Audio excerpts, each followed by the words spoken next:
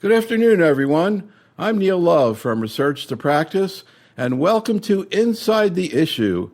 As today we talk about the management of ocular toxicities associated with antibody-drug conjugates and other cancer therapies. We're really excited today. We have a great faculty, Professor Rebecca A Dent from the National Cancer Center in Singapore. It's actually 4:30 a.m. She's actually in tomorrow right now.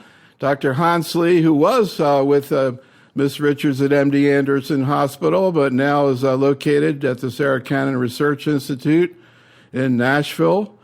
Dr. Neel Pasricha from the University of California, San Francisco. And Ms. Tiffany Richards, a nurse practitioner we work with many times over the years and who specializes in multiple myeloma from MD Anderson Cancer Center in Houston. We're going to talk about ocular toxicities from an interdisciplinary perspective. As in all of our work, there will be times that we may be talking about the use of agents and regimens that are not FDA approved, so consult the prescribing information for more. Here's where we're heading. We're kind of going to just take a breath before we get started and think a little bit about ocular toxicity from the point of view of the patient. And then we're going to spend quite a bit of time listening to a talk from Neel. This is a modification of a talk that he did at ASCO, just about the general issues that we're going to talk about tonight. And then we'll follow up talking about specific ocular issues in myeloma and breast cancer. So when we put together this grant to do this program many, many months ago, I never imagined that just a few hours before we did the webinar, there'd be a pretty interesting announcement coming out. What came out today from the FDA ODAC Advisory Committee, not moving forward, at least at the present time, based with the FDA approval of belantamab, based on mainly concerns about ocular toxicity. I think this is the first time we've seen this happen. This is obviously a very effective agent. Rebecca, I know you're in breast cancer, but this agent was compared to another agent, daratumumab, one of the most effective agents in myeloma in combination about a year ago, and was considerably more effective. So a very effective drug that just got at least held by the FDA because of ocular concerns. And I'm bringing that up, and we'll talk a little bit about that, but more to really begin to say, we need to start looking at this issue in a much more detailed and a more coherent way. And I'm hoping we're going to be able to take a step forward, particularly for general medical oncologists. I certainly learned a lot in the last few weeks talking to Neel and others, and I think there's a real story here that I think is important not only for clinicians, but also for people designing clinical trials, which this came up with, again, with the FDA today. I want to start out, I mentioned that we're doing this program where I'm interviewing a bunch of people, and as it turns out, one of the people I interview is a patient of Dr. Natalie Callender. She's going to be on this program. And this is a man who's on belantamab mafodotin. And I want you to hear what he had to say about his experience. He's an 81-year-old man, multiple therapies before this that really not very helpful, typical myeloma therapies. He went on a trial of belantamab 3 years ago on trial, and he's still on it now. When I first started getting treatment, I got the full dose that they give to start. And I'm pretty susceptible to the corneal little cysts that you get. And so I got it really bad right after the first one. I had to buy myself a magnifying glass about that big so that I could look at anything or read anything. And it took, I think, probably the full 9 weeks to get so that I was better. But after that, I get cysts, but they're in the corners of my eyes, and they distort the cornea a little bit so that if I'm looking at point sources, I can see that there are a bunch of little point sources overlapping. But, your head takes care of that. And other than that, I've got better than 20/20 vision. And so it really hasn't bothered me. Have you ever had any actual discomfort in your eyes? I have dry eyes. They make you take teardrops. And so, 4 to 8 probably times a day. When you think about it, how much of a problem has the eye issue been for you? Aside from the fact that I have to remember to put drops in, it's not been an annoyance at all. And I'm not trying to say this is a typical case or not, but I will be curious to see how typical these kind of symptoms are. I want to start out first with Tiffany. You have a great paper you put together with your colleagues looking at some of the clinical issues that come up with, at least with belantamab, and I think we're going to see this is going to be with many other drugs and mainly ADCs. Any comments you want to make, Tiffany, about what you heard this man describe and how it lines up with what you've heard with other people?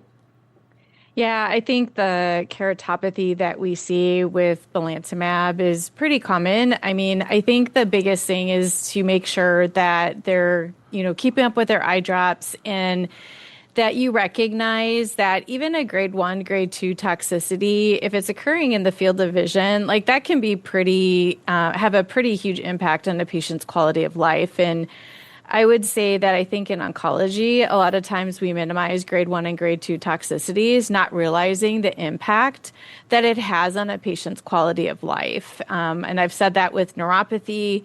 And I think we have to get to a place where we begin to pay attention to these grade 1 and grade 2 toxicities and the impact that it has on patients.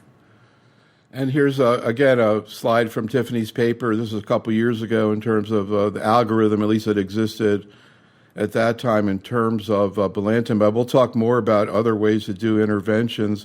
But Neel, I'm kind of curious, that story you just heard, is that typical what you see? And is it specific to belantamab or what you see in general with ADCs that cause ocular issues? It's a great question. We're seeing that same story play out with the different ADCs that have the corneal toxicity. They all present very similarly with these little pseudocysts in the cornea, the distortion of the vision. And in this case, it actually sounded like it was relatively mild. You heard him say, besides using the eye drops 4 to 8 times a day, which that's a lot of times to remember to use an eye drop. Besides that, he was doing okay from a quality of life standpoint. So I completely agree with what Tiffany said about the main thing is realizing how much of a quality of life impact these ocular toxicities can really cause. And just to point out now, I mean, we've seen an explosion in ADCs, HER2-positive breast cancer, TDXD, just presented at ASCO now, probably going to be first-line therapy of metastatic HER2-positive breast cancer.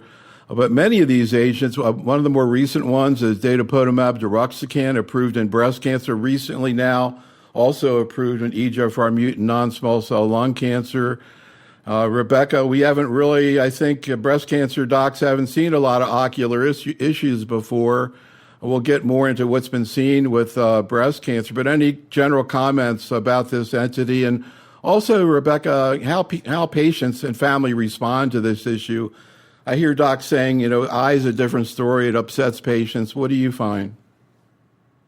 Yeah, and I think first going back to what Tiffany had to say, that was a great point that, we all look at grade 1 toxicity, grade 2, and don't think a lot about it. But in a patient's viewpoint, these are actually really important. Even something like fatigue, we really sort of, dismiss it. And I think especially when it comes to the eyes, I think we're all, both doctors and physicians alike, very attuned to be something we actually care about and worry about.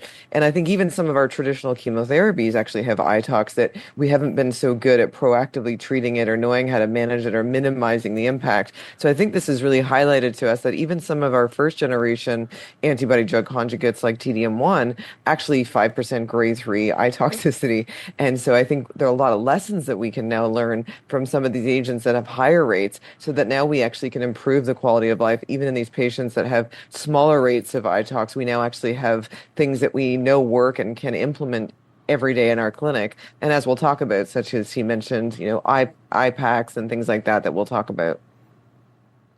So Hans, I just flipped into my mind the thought of, maybe ocular toxicity is going to be the new myelosuppression.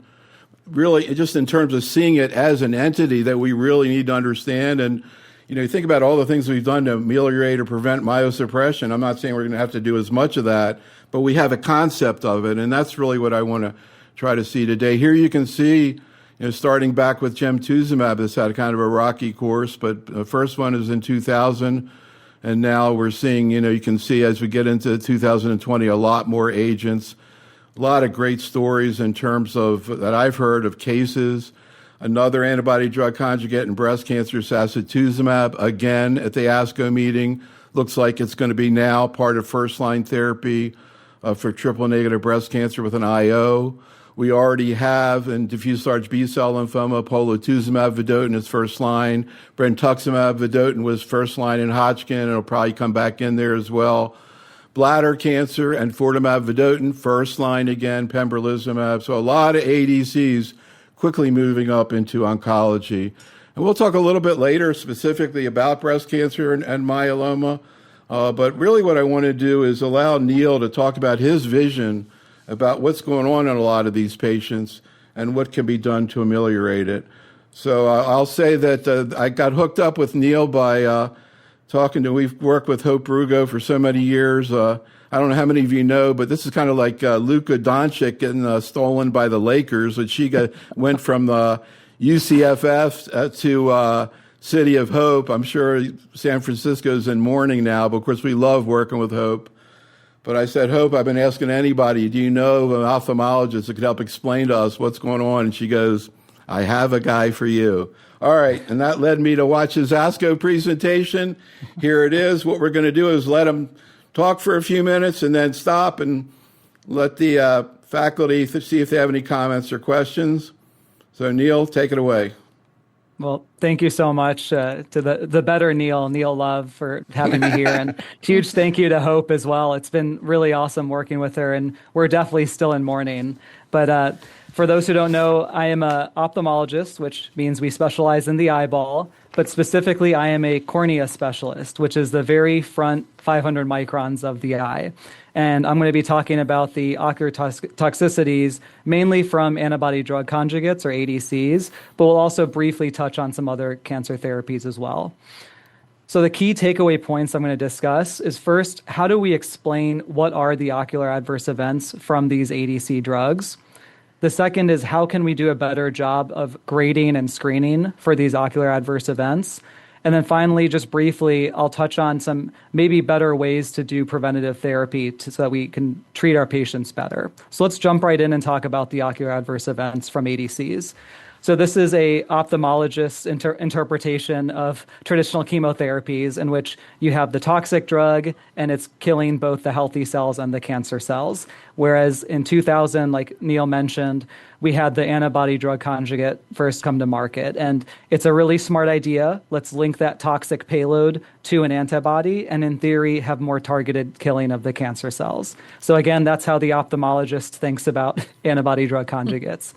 There's about 15 FDA approved right now, but over 150 in clinical trials. So this is going to be a problem that we're already seeing now, and it's going to keep growing as a bigger and bigger issue for all of us. So what is the specific ocular adverse events that we're seeing with antibody-drug conjugates? It's a corneal toxicity, and specifically it's something called corneal pseudomicrocysts. So what I'm showing here is a picture of an eyeball, and we're using our slit lamp microscope to look at it. And when you zoom in really, really fine detail on that slit lamp and look in the periphery of the cornea, you can see these tiny little cysts that are actually not real cysts, but we call them pseudocysts that are in the epithelium. Like Neel mentioned, a lot of these antibody-drug conjugates are having this problem. So of the FDA-approved ones, 3 of them, 20%, have an FDA black box warning specifically about the ocular toxicity. They develop very quickly. So the patient that we heard from, he mentioned that after his first infusion of belantamab mafodotin, he started to develop these pseudocysts. So we're seeing them happen even after just infusion number 1. The good news is they are reversible. So they don't lead to long-term permanent damage to the eye. But the problem is the reversibility can really range in time. It can be as fast as 2 weeks, or more commonly, it's at least 2 months, oftentimes even longer than 6 months. And anecdotally, I've had some patients where they've stopped an ADC, and it's taken about a year for them to get back to normal eyesight. And the biggest issue, like Tiffany had mentioned in the beginning, is the quality of life. So these patients are complaining about blurry vision, eye pain, and at least for the patients that make their way to me in the corneal clinic, this is often their number one thing that they're worried about, is that they can't function, they can't drive, they can't do their job anymore because of this ocular toxicity. So what are these actual pseudocysts? If you look at these pseudocysts in histology, they're actually apoptotic or dead corneal epithelial cells, and you can actually see the ADC drug is inside of the corneal cell when you stain for them. So it's not a true cyst, it's basically killing the corneal epithelium. And interestingly, it's like chasing a moving target. So these pseudocysts initially, in the very beginning, they present right where the blood vessels meet the cornea, so right around the edges like a donut. And then over time, they start to shift towards the center. And as they do that, as these pseudocysts are moving towards the center, the vision is changing as well. So wherever the pseudocysts are, they're getting an effect to their vision that's different. So one day they might say they can't see things far away. The next day they might say they can't see things close up, and it fluctuates. Why does this happen? There's been some interesting studies where they've looked at rabbits and they've administered the antibody-drug conjugates to them, and they've radio-labeled them and seen where they go. And if you do that and you harvest the ocular tissues only over a 14-day period, one thing they found is really interesting is in all the tissues in the eye, except for the corneal epithelium, the antibody-drug conjugate shows a very normal distribution. So it has a really impressive spike in concentration initially, and then that goes down over about 4 to 7 days, except in the corneal epithelium, where the drug concentration spikes and then it stays at a really high plateau for at least the 14-day period. So something about the corneal epithelium is sequestering the antibody-drug conjugate, and that's why these patients are having this toxicity present for a long duration of time, even after stopping the ADC. This was a great study that was published in 2025 looking specifically at mirvetuximab soravtansine, which is an ADC for ovarian cancer. And what they show here is that as you give higher concentrations over time, or AUC tau, so that's more to the right on this graph, the higher concentration over time of mirvetuximab soravtansine is linked to a higher probability of having an ocular adverse event, which makes sense intuitively if you think about it. The more concentration of the drug, the higher the rate of the ocular adverse events. But what they also did, and this was the part that was really interesting, is they did the same thing for their objective cancer response. And they found a very similar description where the higher the concentration over time of the ADC drug, the better the ovarian cancer was treated.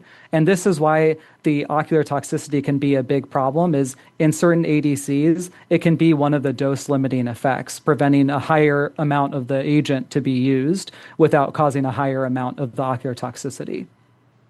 This is my favorite table, and what it's showing is it's ranking the ADCs by ocular adverse events that are published, with the highest at the top, and it teaches us 3 main lessons. The first is that this is not a toxicity that is only due to certain antibodies or certain antigens that are being targeted. It can happen with various different antigens, and it's off target, meaning these antigens that the ADCs are targeting are not even expressed in the corneal epithelium in some cases. The other thing is it's not due to one specific type of linker. So the way the antibody is linked to the payload, there's various different linker technologies that have been used, and various ones have shown rates of corneal toxicity that are quite high. And then finally, there has been some thought that only the payloads that are microtubule inhibitors are problematic for the cornea. But what we're seeing is even some other ones like the TOP1 inhibitors can also cause corneal toxicity. So it's not just one specific payload class. So I'm going to pause here and ask if there's any questions. So, Rebecca, any thoughts or questions? Well, first of all, Neel, that was just such a great intro. I thought it was fascinating because I think one of the ADCs that has a DNA alkylator payload had a lot more eye tox, and that one hasn't been developed as a HER2-directed one. And so I was, in my mind, I was like, okay, well, it's that payload. So it was really interesting to see that regardless of the payload, regardless of the antibody, regardless of the antigen, you're seeing that. So what do we know? Like, I mean, I think we know that these compounds get into the circulation or in the vasculature. So I think we've kind of over that. Like, even though it's more precise, we're actually are seeing these agents, being released throughout the vascular system. So what do you think is the cause then, or how can we anticipate that? Is there any predictor of who gets it and who doesn't? These are great questions. I wish I had a good answer. Okay. We don't know for sure is the short answer. What we think is happening is something about the charge structure of the ADC complex and something about the hydrophobicity might make it more likely to be uptaken in this off-target manner. So I'm going to let Neel continue, but just sort of like here's a palate cleanser, Neel, from the chat room. So Kelly says, it's not just ADCs. What about, we saw at the ASCO meeting, big study, camizestrant, the oral SERD, and one of the side effects, and she brings us out, is so-called photopsia. So like, what is photopsia? And I'm also curious about, like with crizotinib, they have some kind of like weird things that they see. Is that all about the retina, or what is that? That's a great question, and it's completely different than the ADC corneal toxicity that we're seeing. So, for example, in camizestrant's case, those are causing photopsias, which just is a fancy term for flashes of lights. And as an eye doctor, when you hear flashes of lights, the number one thing you worry about is there something going on in the retina, like a retinal detachment, which is an emergency, a surgical emergency. But what's interesting is AstraZeneca, who's developed camizestrant, they've done a lot of studies in the retina. It doesn't seem to affect retinal function, and it certainly doesn't seem like it's causing any retinal tear, retinal detachment. So something else about Cami is causing those flashes to happen in about 15% or so of patients. And so I would kind of group that as a totally different entity of ocular toxicity. So before we move on, Hans, any thoughts or questions?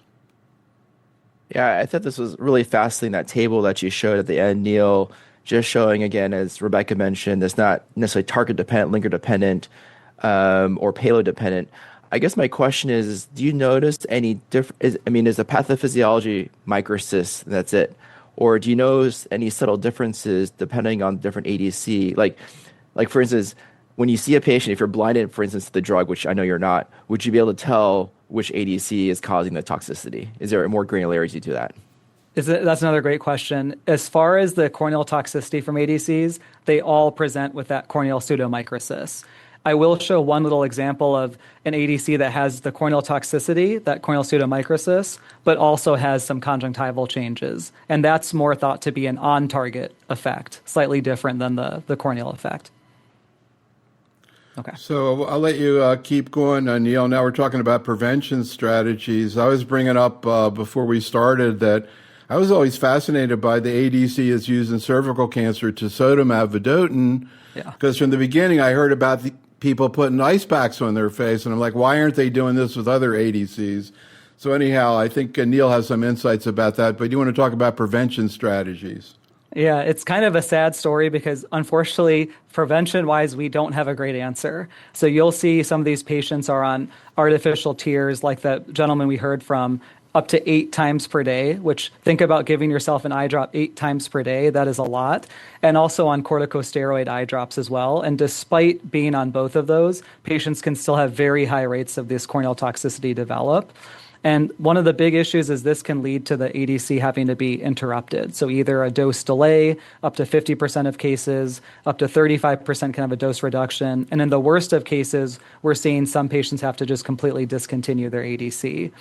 Vasoconstriction, like Neel mentioned, that has been one thing that has shown some efficacy. And so you can vasoconstrict by either doing the cold eye masks or you can use some topical eye drops. Like there's a glaucoma drop called bromonidine, which is also a vasoconstrictor as well.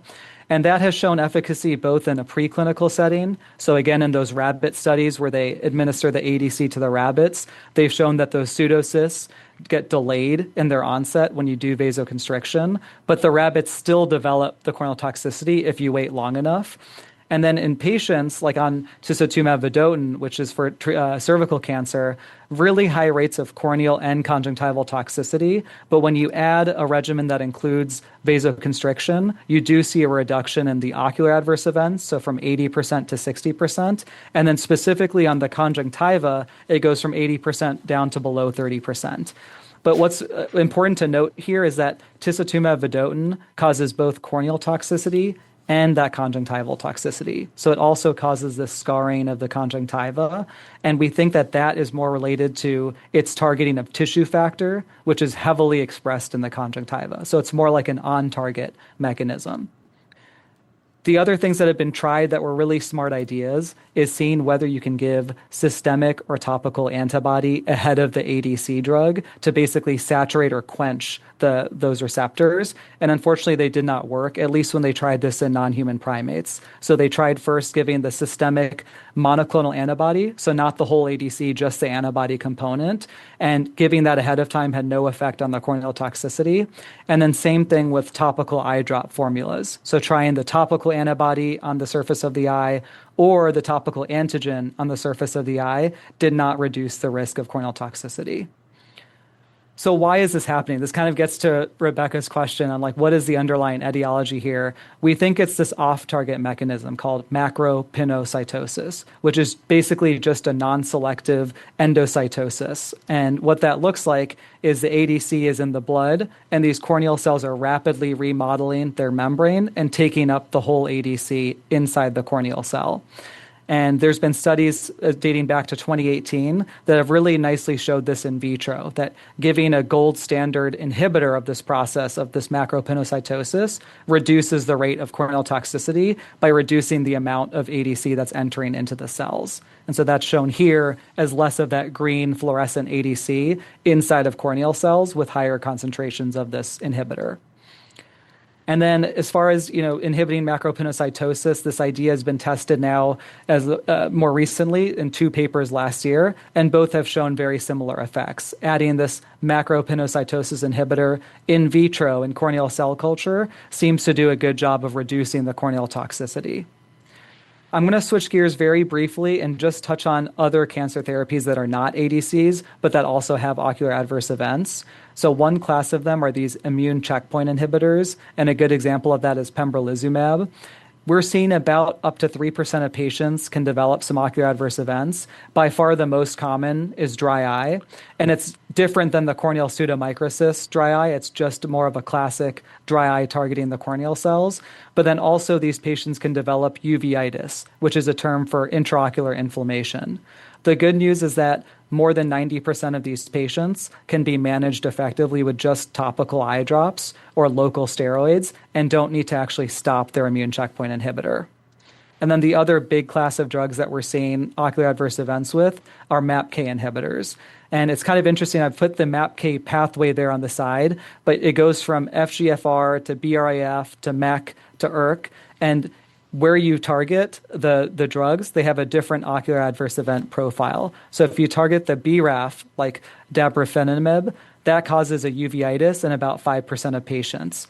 But interestingly, if you target any of the other points along that path, so FGFR, MEK, or ERK, those tend to cause a retinopathy. And it's the further downstream you target. So if you target ERK versus MEK versus FGFR, you get higher rates of the retinopathy the lower down you target. So the ERK inhibitors are the most likely to cause this problem. And the good news is that they can improve over time, even while patients remain on the drug. So it's not something where it's going to affect all the patients in terms of their actual drug. And only 50% of patients are symptomatic, which is great. Any questions? So we'll get there? more in. Yeah, we're going to get more into some of the specifics, but I do want to dive a little bit into this issue of preemptive. And in a second, Neel, I'd like you to talk about right now, specifically for very practical purposes, what would you recommend if a patient, for example, have a lot of patients with ER-positive breast cancer and eligible to get Dato DXD. What would you say to, how would you think about, would you suggest a cold pack? Would you suggest eye drops? What type of eye drops? First, I want to come back to Tiffany and ask what your experience is with patients taking eye drops, and also any experience with cold packs, how the people like it, don't like it. Yeah, I think that's a good question. I think the one thing to keep in mind with these eye drops is the expense to the patient, because if insurance is not going to pay for it. And I think for the majority of patients, not just here in the US, but in Europe and around the world, that's a significant expense, and particularly if there's not great data that shows that it's actually doing anything. And so to ask a patient to invest the amount of money that they're being asked to invest in for something that's not really going to do anything, to me, it's not really ethical to do that to a patient, right? I think we I think the cold packs is a great idea. I mean, I think that is something that's really easy to do. And if that is actually making a difference, then we should be switching how we're managing our prophylaxis and move away from the eye drops, unless a patient has dry eyes, but moving towards the cold pack. And probably, most women are familiar with eye cold packs. So, I mean, it'd be something like super easy for people to do. So, Neel, again, practical purposes, you're about to start a patient on Dato-DXd or maybe belantamab if it comes back on the market, or any other ADC that you saw on that list, on your list. In what situations would you recommend preemptive eye drops? What type of eye drops? And what about ice cooling? I think it's a great question. We don't have a great solution right now. So I would say for the ADCs where we know they cause high rates of corneal toxicity, including Dato-DXd and belantamab mafodotin, I would say preservative-free artificial tears at least 4 times a day, and a preservative-free artificial tear ointment at bedtime. That would be kind of the standard regimen at home. And then during the infusion, doing something simple like the cold eye mask to cause some vasoconstriction, that would be great. Doing the topical steroids, there's been multiple studies now that have shown that that really does not have an impact on the actual event of the toxicity. But anecdotally, if patients are very symptomatic and have the corneal toxicity, you can put them on a topical steroid to see if that helps with some of their symptoms. And I found it helps about 50% of the times with some of the symptoms. But I wouldn't prophylactically put patients on it. So, Rebecca, I mentioned ER-positive breast cancer, but also you're running a big trial in triple negative. Hopefully, we're going to see results with Dato. Have you been recommending ice packs to your patients on these trials? And any thoughts about what Neel's saying? So I mean, I think there's a wide range here. So the first thing is, the majority of patients, as he alluded to, compared to some of these compounds that we're seeing given the hematology space and maybe, in cervical cancer, we've been fortunate, I would say, in the breast world that we haven't actually seen a lot of toxicity. So other than, because we're enrolling patients in trial, we know that, baseline, we get we get an ophthalmologist assessment. Ironically, so many of my patients at their baseline assessment already have evidence of grade 1 toxicity. And so I call the ophthalmologist, and that's the most important thing, is get to know your ophthalmologist. And they said, oh yeah, they're just using their contact lenses too much and they're not using their eye drops. And I say, okay, so I haven't even started on drug and they already have grade 1, which is what we know is asymptomatic keratitis. So I think that's the first thing, is get comfortable with a little bit the language, get to know your ophthalmologist. But what so far we're seeing is a lot of it's grade 1. When we see, like anything, these things rolled out in a more real world setting where, like you said, people are not as aware, I think my worry is that we are going to see a lot more of it, and we're not going to know, what prevention strategies. And as Tiffany said, using an eye mask, be very comfortable to sit in chemo with your ATU suite and put an eye mask on. And then I think, there are actually some compassionate programs of the eye drops that some of the companies that are making these compounds are providing. So I think we need to make sure that those are accessible for patients and available. And I think, as I said, the final thing is knowing how to adjust to, when you're getting these side effects. So for breast cancer and Dato, grade 4, you stop the drug. Grade 3, you dose reduce after you've seen it come down. Grade 2, you rest the eyes and then you stop the drug and then you can restart. So I think we just have to get a little bit more comfortable with that. But I think getting that baseline assessment for me and knowing about these prophylactic measures are so key to preventing it from progressing.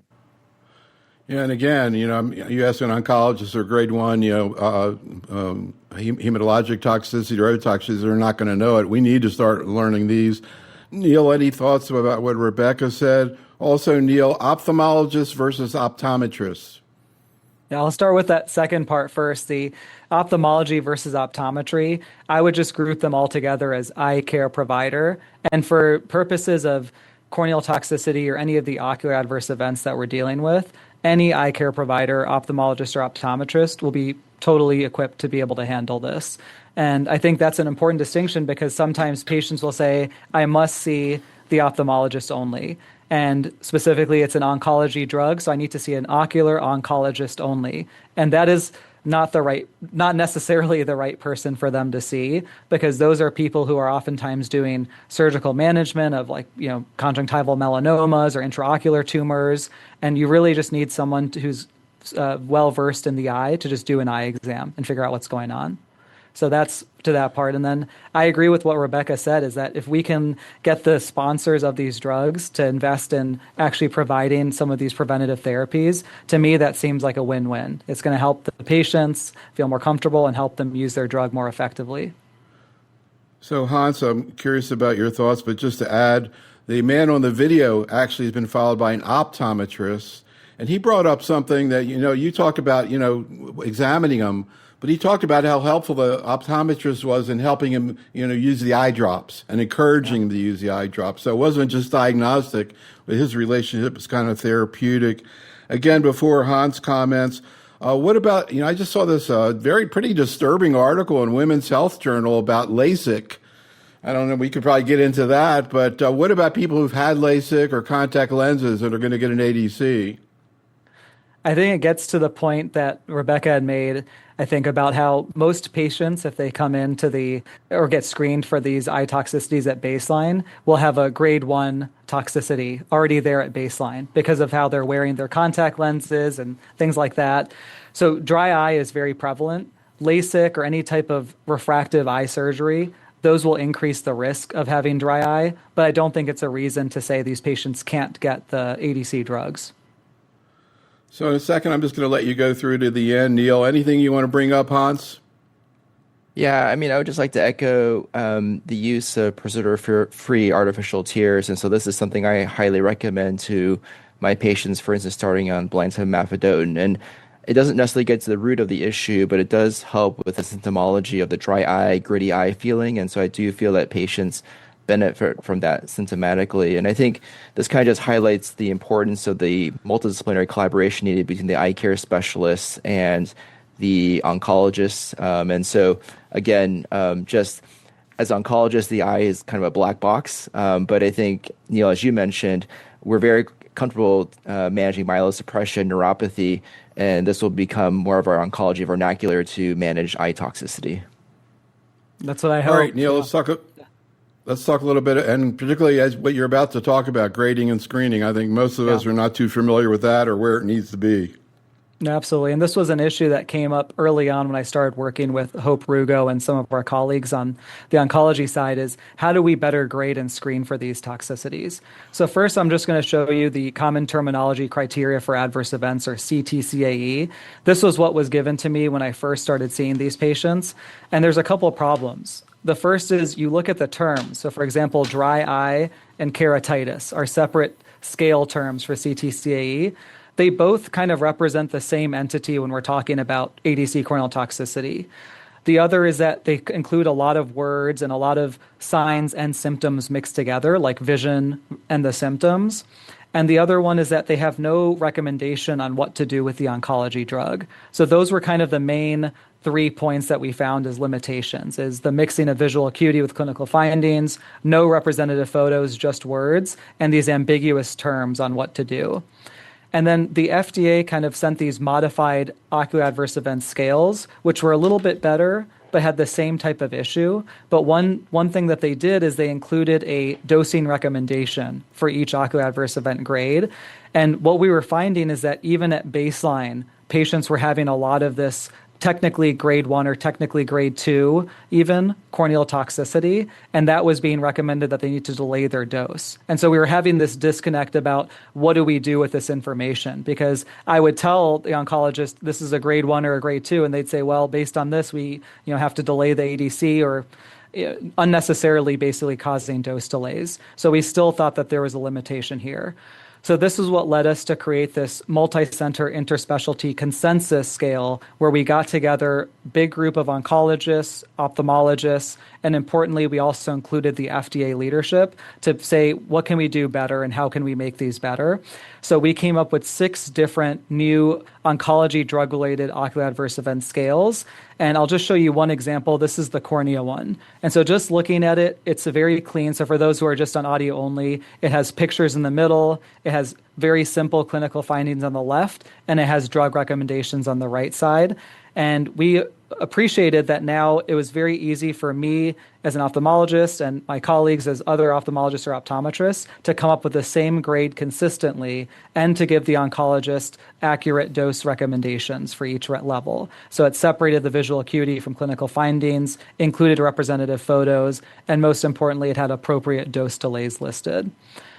The other issue we wanted to tackle was how do we better screen these patients? So a lot of patients who are about to start an ADC that has high rates of corneal toxicity need a baseline eye exam. And we were finding that even at UCSF, where our eye clinic is right across from the oncology clinic, there was a huge delay in getting patients screened for that exam. So we thought, what if we brought the eye clinic to the oncology clinic, doing these portable eye exam screenings? And so we just simply checked three things. We did a pinhole to check the vision acuity, and pinhole basically represents what is that patient's best vision with the best pair of glasses. And it does that in a very simple, cost-effective, easy way by just putting a pinhole in front of the eye. We had a portable eye pressure checking device and then a portable eye imaging device that did the front of the eye and also captured the retina without dilating the patient's eyes. And these are some representative photos that show really nicely that even just with this handheld device, you can get some pretty high resolution images. And we found that this was very efficient. So it took about 20 minutes, which a lot of these patients have their lab visit, their imaging visit, the oncologist. They have a lot of this downtime. So this was able to nicely tuck into their waiting room time. It was effective. So we found that we were able to efficiently and effectively see all the pathology we need to for a screening purpose. And it was easy. So high patient and technician satisfaction. So now we're trying to roll this out at UCSF and hopefully across the country for different trials as well. What are some ways that maybe we can be more effective in preventing the ADC corneal toxicity? So I'm just going to switch gears and talk about some of the research in the lab side of things. I spend about 50% of my time in the clinic and operating room and 50% of my time in the lab. And we've developed a protocol where that same corneal tissue that I'm transplanting into patients for corneal transplantation, if it gets downgraded to research use, we can set up this in vitro cell culture of patient-derived corneal cells, and we can test antibody-drug conjugate corneal toxicity in those cells. And so I want to show some really interesting videos that have come from that. So this is using something called holotomography, which basically is looking at the cells without adding any dyes or any type of labeling. And on the left, you'll see corneal cells just kind of nicely moving around on the Petri dish, not really doing much and not really internalizing anything from the extracellular fluid. But on the right, when you add an antibody-drug conjugate, in this case belantamab mafodotin, you see this macropinocytosis process where those black vesicles are coming into the corneal cell now because of the addition of the ADC. And I'll zoom in here just to show that one more time. On the left, just kind of normal cell migration. On the right, you see that macropinocytosis process occurring after ADC addition. So this is how we think the ADC is actually getting into the corneal cell in this non-specific process. And we've done studies to look at these patient-derived corneal cells. Adding a macropinocytosis inhibitor called EIPA significantly reduces this toxicity in vitro. And so we're hoping that we can develop this into a better therapy for patients.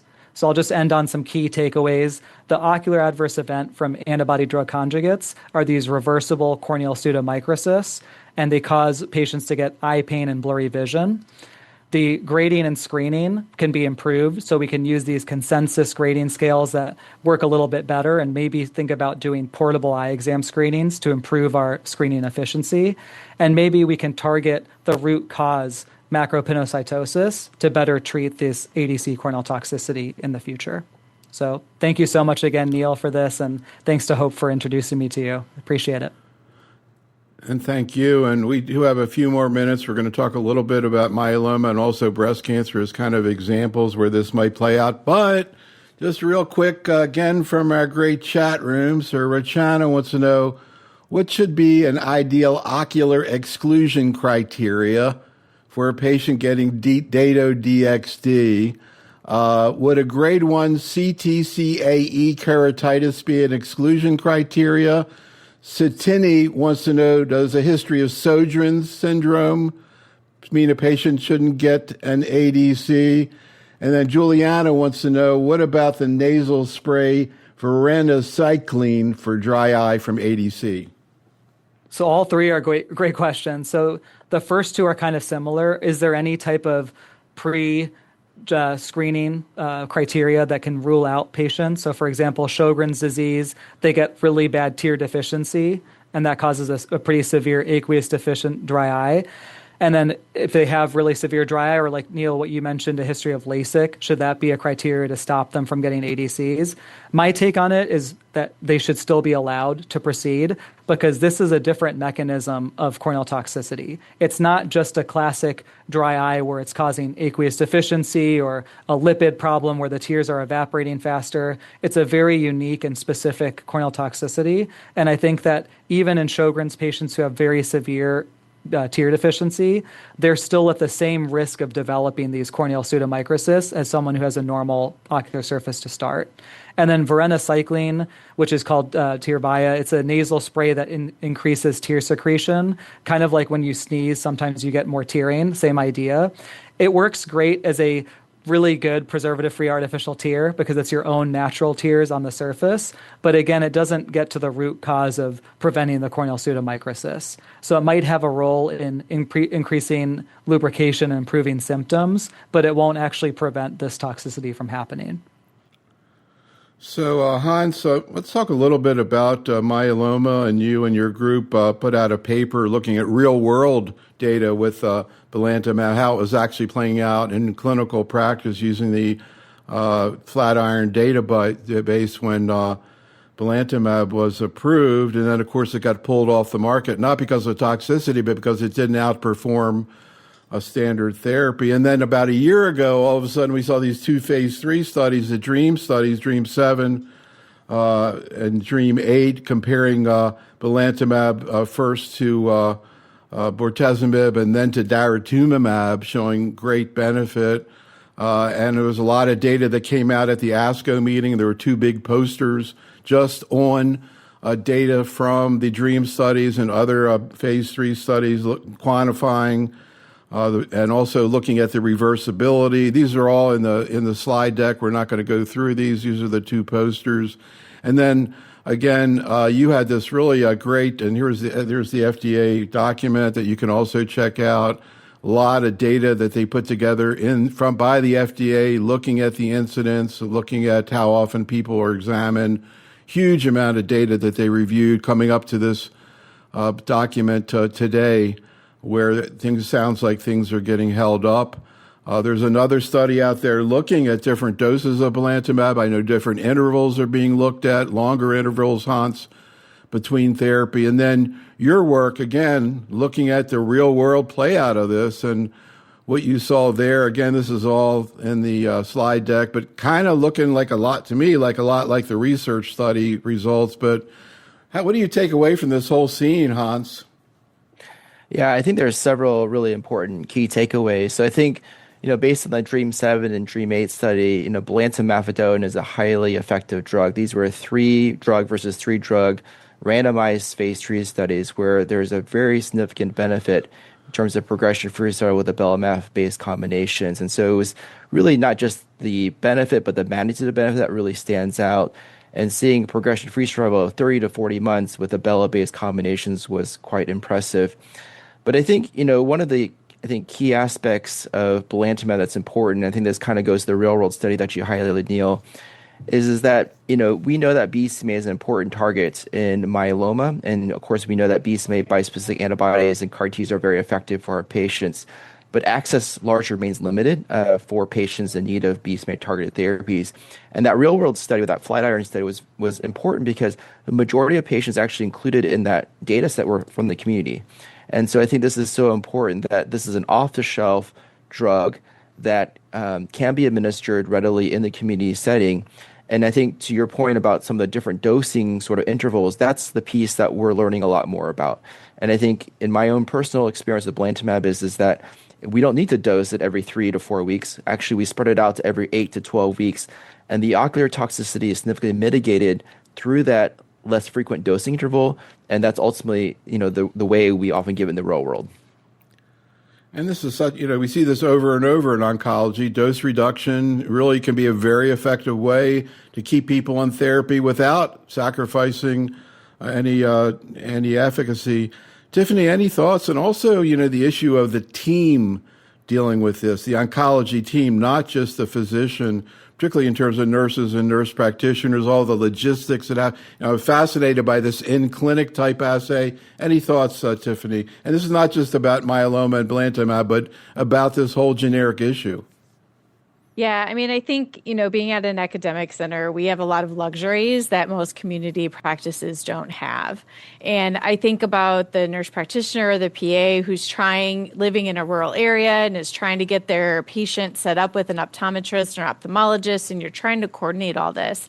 I think this mobile eye thing is really fascinating, actually, because you almost could create a situation where you could do something telemedicine wise, right? Where you have the technology in the oncology clinic, but maybe your ophthalmologist or your optometrist is located in a different area.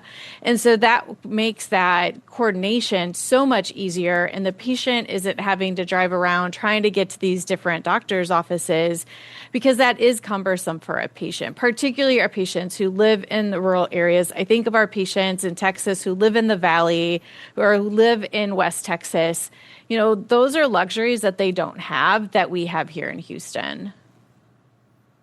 Let's talk a little bit about breast cancer. And again, Rebecca, this became an issue with the Tropion-Breast01 study looking at Dato-DXd. This is an ER-positive, HER2-negative patients. As we mentioned, you're running a trial in triple-negative that everybody's very anxious to see.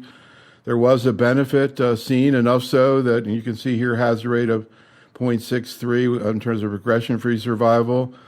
Maybe not statistically significant, but also, I guess at this point, no survival benefit. You can see the tolerability issues. But also, again, and here another issue that came up with Dato-DXd that we're not going to talk about today is stomatitis, where I think preemptive steroid mouthwashes are being used. But any thoughts, anything that you've had as you've listened to this whole process here today, Rebecca? I think this drug is recently approved just in January. People are still trying to figure out exactly when and where to use it. It seems to have some advantage potentially in terms of toxicity. We have two other ADCs. Well, three. We have sacituzumab, we have TDXD and HER2 low patients that are also considerations. Any thoughts about what you're hearing today, Rebecca, and management of these patients? So I think there's a big learning curve with any new agent. And as you said, medical oncologists have to now be equipped to know how to manage, especially in breast cancer. We were a bit late to the game with immunotherapy. And so now I think we all feel very comfortable and are very quick to identify, not shy about treating with systemic corticosteroids. And so fortunately in my practice, we're not seeing this as much now because we know how to act on them. And so I think the same thing with the compounds like Dato-DXd and other TROP2-directed ADCs, we see this profile actually is a little bit different between them all. And so selecting them may be based partly on side effect profiles or schedules. And so for Dato, we're seeing mucositis and some of these ocular events. In the stomatitis and mucositis realm, we absolutely see ice chips, prophylaxis, mouthwash really significantly reduces that. And so we've got people doing it. And in our trials, we're just not seeing it. With the eye, it's the same thing. When you're sort of doing this prophylaxis, appropriate prophylaxis and basically making sure you rest the eyes and stop the drug when you need to. The majority of the trials, as I said, we're not seeing it. As I said, as we're seeing it in broader populations, and especially in TNBC, where it's a much more aggressive disease, people will be much more reluctant to stop the drug. I think we've got to be very cautious and make sure we get them into CI doctors. Now that we have Neel on the line, I really want to optimize our ability to ask him questions. A lot of the times, a lot of my colleagues say to me, okay, we've got natural tears, we've got lubricating non-preservative eye drops, we have steroid eye drops, and we have vasoconstrictors. Neel, can you help us? When do I use those? When are they used prophylactically? When are they used as treatment? In sort of this related ocular toxicity and maybe in other toxicities related to other chemos that we use? It's a great question, Rebecca. I would say, to make it simple, to keep it broad category as any preservative-free artificial tear lubricating drop. That'll be good as like a prophylaxis level. And then for the topical corticosteroid, if they develop symptoms, you can use a low potency one. So there's one that's called abbreviated FML, but it's fluorometholone. That one is a great one for these ocular surface adverse events. But again, it doesn't actually prevent the toxicity. It just, like Hans mentioned, might treat them symptomatically and make them feel better. And then I would also add a preservative-free artificial tear ointment. Again, any of the preservative-free artificial tear ointments as a group will do a good job for that. And those are over-the-counter, whereas the fluoromethalone steroid and any of the other steroids, those are prescription-based. And vasoconstriction, at least during the infusion, doing something like a cold eye mask, I think would be great. The brimonidine eye drop I had mentioned, that's approved for glaucoma. It's not an approved vasoconstricting eye drop for this purpose. So that might be difficult to get across the board, but at least the cold eye mask will be something as a low bar to do. Great, thanks. Yeah. Give the panel a couple more questions. And Tiffany, any questions? Any issues about the type of eye mask? I mean, can you use like a bag of frozen corn or something, or anything special about it? Yeah, Neel? I mean, is there a difference between, or is it just having the cold pack? Yeah, any type of cold eye mask will work great. We use ones that you get on Amazon. So you can just go on Amazon and say cold eye mask. You put it in the freezer, and then it looks like one of those sleep eye masks, but it has the ice pack on it. You can also use a bag of like frozen peas or something that'll just retain the cold better. What doesn't work well is cold water on like a towel, because it just gets not cold very quickly. So I think back to your Neel, I had a quick question. I think the model that when we administer belantamab, for instance, is we give the drug, hold it when there's toxicity, restart it, et cetera, et cetera. Do you have any insights on potential long-term toxicity of that approach? And, is there potentially any permanent issues, issues with the limbic stem cells, for instance, and things like that, this has been discussed, probably in some circles? Yeah, initially, it's a great question. Initially, we thought there might be some limbal stem cell damage because the corneal limbal stem cells live right at the edge where those corneal pseudomicrocysts start. And you can see a pattern of staining on the cornea that looks like limbal stem cell deficiency. But what we found is that it doesn't cause, at least so far, long-term damage to those limbal stem cells. So they recover completely normal, have normal wound healing, all those things. So I think what you mentioned about belantamab mafodotin, about just extending the intervals, so instead of every 3 to 4 weeks, do it every 8 to 10 or 12 weeks. If that can be effective for their myeloma, that's great. That's going to be hopefully preventing them from developing severe symptoms in the eyes as well. Great, thanks. Yeah. So this has been a really exciting experience. Final question back to you, Neel. What's going on in terms of education of optometrists and ophthalmologists about this? These same types of webinars that we're doing here, we're trying to do the exact same thing on the ophthalmology and optometry side, because this is still a growing hot topic, but a lot of people in the eye community are still not aware of this specific ADC corneal toxicity issue that we're facing. So we're trying our best to really spread the news and educate from optometrists to ophthalmologists across the board. So Neel, Rebecca, Tiffany, and Hans, thank you so much. Audience, thank you for attending. Be safe, stay well, and have a great night. Thanks so much, Neel. Thanks, Rebecca. Thanks, Tiffany. Thank you. Thanks a lot, Thank you, Hans. guys.